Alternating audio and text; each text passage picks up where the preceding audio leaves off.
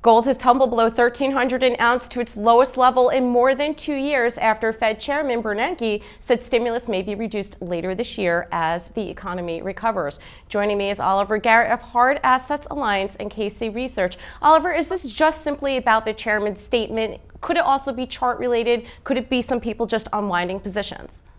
Oh, it's clearly chart related. I think right now the market are very jittery, and we're going to see a lot more volatility in gold. What's interesting is what we see in the markets, what we call the paper market, which is really on the COMEX and how other paper assets like GLD are trading. We see a lot of volatility, a lot of selling signals. But yet, on the other side, on the physical market, the demand remains very strong. So a disconnect that is very unusual in these kinds of situations. Well, I really agree with you there, because what I think has happened, particularly with retail traders, is that they're trading the hard asset, the underlying, like it's a stock. And then when you see it come down as hard as it has, it's really tough to unwind those type of positions. So what are you recommending clients to do? What levels is it attractive to get back involved in gold again?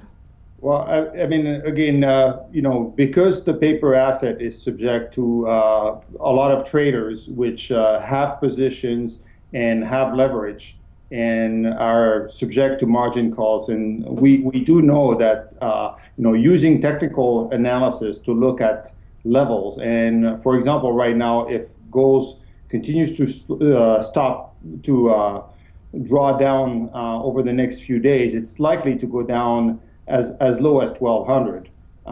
That's where the next resistance level is. What it does present is a great opportunity for people that are interested in buying the actual goods, the physical bullion, to really buy at a discount.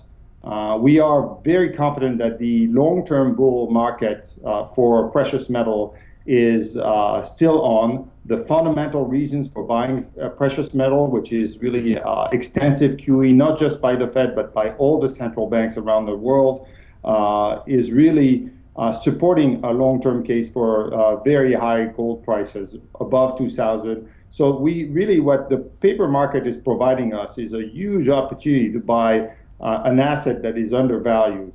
And there's no rush. This kind of a scenario could last for another few months, and it's just a great opportunity to buy gold. Okay, finally, let's shift gears and take it from a stock perspective. What about an ETF like a GLD or the miners, for example? Well, I would definitely go and load up on the miners rather than an ETF like GLD for a couple of reasons. One, while GLD is in theory backed up by gold, it is a paper asset. There is no leverage. What we do know is if you want to buy gold and you buy miners, you get a significant discount over the actual value of the gold that those miners own. Right now, many of those miners are basically you buying gold resources at very often 10 cents on the dollar.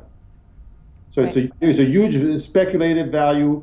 Most of those companies provide dividends, which GLD doesn't, and they have tremendous upside beyond the price of gold. Okay, great. Thank you so much for the insight. Is gold a dead cat or a raging bull? Join The Street's commodities correspondent Joseph Doe and Jim Cramer, founder of The Street, for an exclusive online video event Tuesday, June 25th at 2 p.m. Eastern Time. To register, visit www.thestreetgoldevent.com. You'll hear from some of the best-known names in the precious metals markets, including Eric Sprott, founder and chairman of Sprott Inc., Doug Casey, chairman of Casey Research, Stephen Feldman, CEO and co-founder of Gold Bullion International, Rob McEwen, chairman and CEO of McEwen Mining, and Jeff Clark, senior editor of Big Gold. That's Tuesday, June 25th at 2 p.m. Eastern. To register, visit www.thestreetgoldevent.com.